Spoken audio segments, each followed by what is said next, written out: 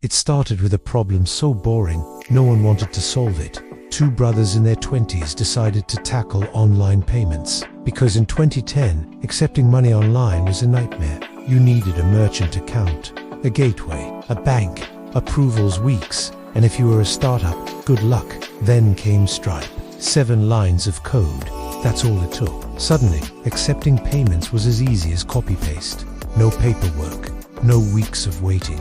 Developers loved it because it was built for them, not for banks. While PayPal focused on consumers, Stripe focused on builders, and that was its secret weapon. Startups adopted Stripe in droves. Then those startups grew, and Stripe grew with them. Every marketplace, every subscription business, every SaaS company.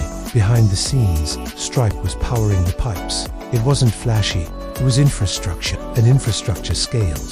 By the time you noticed Stripe, you were already using it. Your Uber ride, Stripe. Your Shopify order, Stripe. Your Zoom subscription, Stripe. The silent processor behind trillions in volume. Stripe became the default, the boring middle layer of the internet.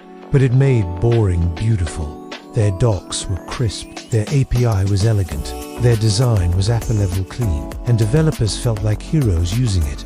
That wasn't an accident. Stripe knew that developers were kingmakers, and if you win you win the internet. So Stripe became more than a payment company. It became a developer platform.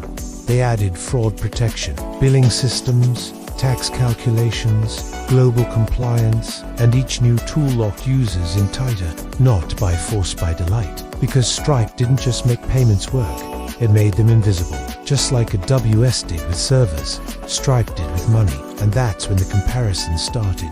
People called Stripe the AWS of payments because it quietly powered everything. From side hustles to unicorns, from marketplaces to enterprises. Stripe didn't chase headlines, it chased infrastructure dominance, and it worked. Valuation, over $50 billion. Customers, millions.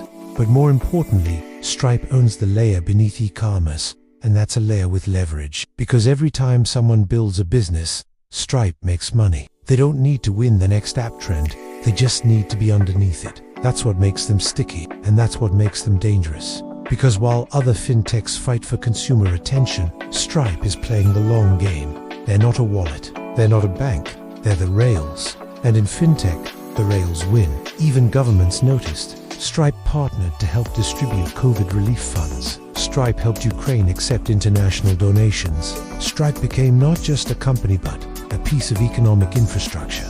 Their mission, to increase the GDP of the internet. And they meant it, because a smoother checkout doesn't just help Stripe. It helps everyone online make money. That kind of mission attracts talent. Stripe's team reads like a Hall of Fame roster, and their culture, deep thinking, high writing standards, long-term vision, no ping-pong tables, just performance. And that discipline showed. Stripe avoided the hype traps. No Super Bowl ads, no mean marketing, just cold execution, just consistent growth. Just platform power. And when crypto rose, Stripe didn't panic. When BNPL exploded, Stripe integrated it. When regulation tightened, Stripe got compliant. Adaptation without desperation. That's how giants move. And that's what Stripe became. Not flashy, but essential. Not loud, but everywhere. Stripe is the silent partner of the internet economy, the processor of dreams, the backbone of business. And if the future of work is global and online, Stripe is already waiting there, with APIs, with automation, with scale. It's no longer just a payment company, it's a business operating system. And the best part, Stripe still feels like it's just getting started.